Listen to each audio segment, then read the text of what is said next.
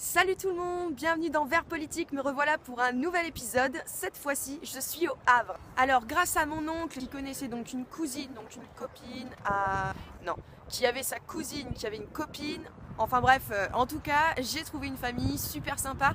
C'est Greg, Gaël, Lucie et Ambre qui m'accueillent pour la semaine. Mardi soir, j'ai rencontré Célestine, Justine et Coralie. Alors Célestine est en BTS Banque 2e année et Coralie et Justine sont toutes les deux infirmières. Justine en privé et Coralie en public. Cette fois-ci, le débat a tourné autour du thème de la santé. Coralie et Justine déplorent les conditions actuelles au sein des hôpitaux.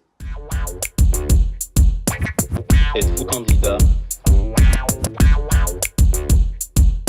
Quelque chose me dit d'ailleurs que je serai le dernier journaliste de France et de Navarre à vous poser cette question.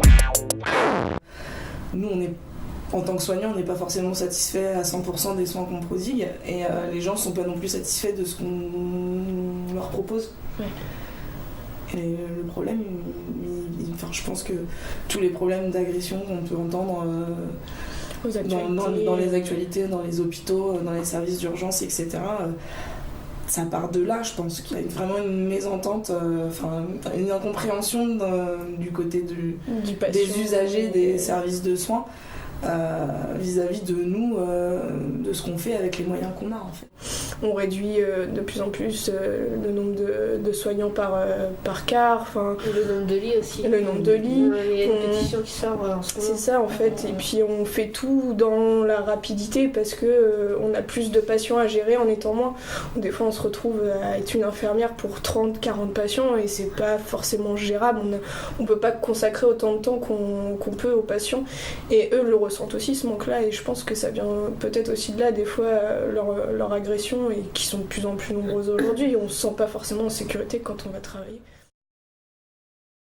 Est-ce qu'il faudrait par exemple faire un peu comme, je sais pas si la comparaison est vraiment terrible, mais en politique avec du parachutage, on délocalise un peu les personnels médicaux pour renflouer les milieux un peu ruraux, en mettant plus de moyens forcément, ça s'accompagne. Après moi je sais dans mon service, bon ça après c'est pas fait, c'est pas été imposé, ça a été fait sur la base du volontariat.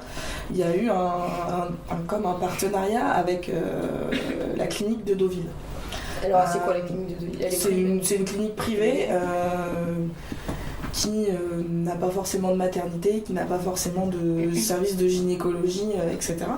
Il y a certaines sages-femmes, certains gynécologues qui se rendent une journée par semaine à Deauville pour faire des consultations, pour assurer un suivi gynécologique dans cette région qui est délaissée de ce point de vue-là, de cette spécialité. C'est quelque chose qui fonctionne plutôt bien, je trouve.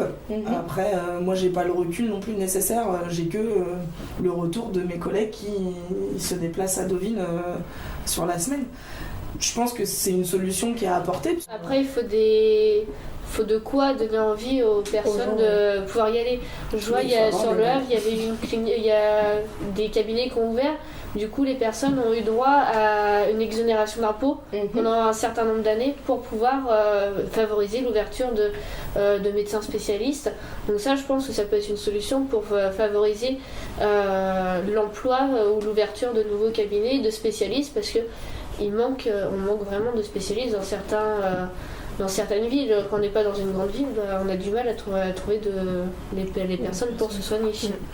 Donc, je pense que ça peut être une bonne idée. Même sans compter les spécialistes, même les médecins généralistes. Aussi.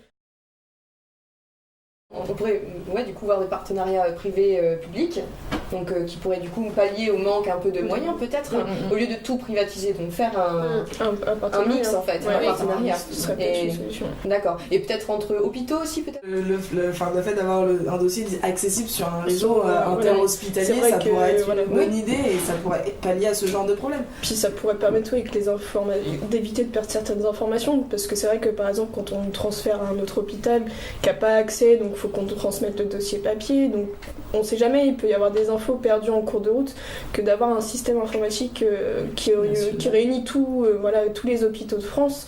Ça permettrait aussi une meilleure communication entre les hôpitaux et entre les médecins et entre tous les services, je pense. Après, je sais que ça n'a pas de rapport avec les hôpitaux, mais je sais que nous, en banque, on a informatisé nos dossiers clients.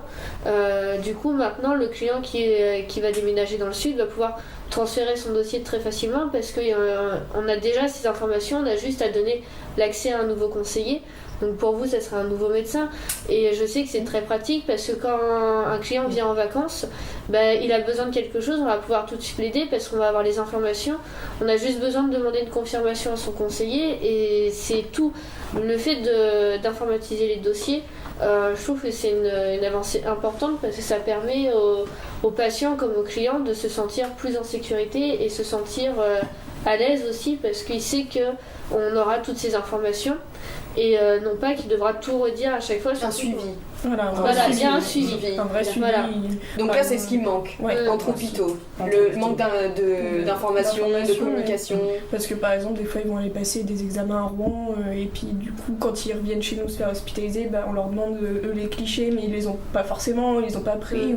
C'est vrai que donc voilà, qui nous transfèrent, qui nous faxent.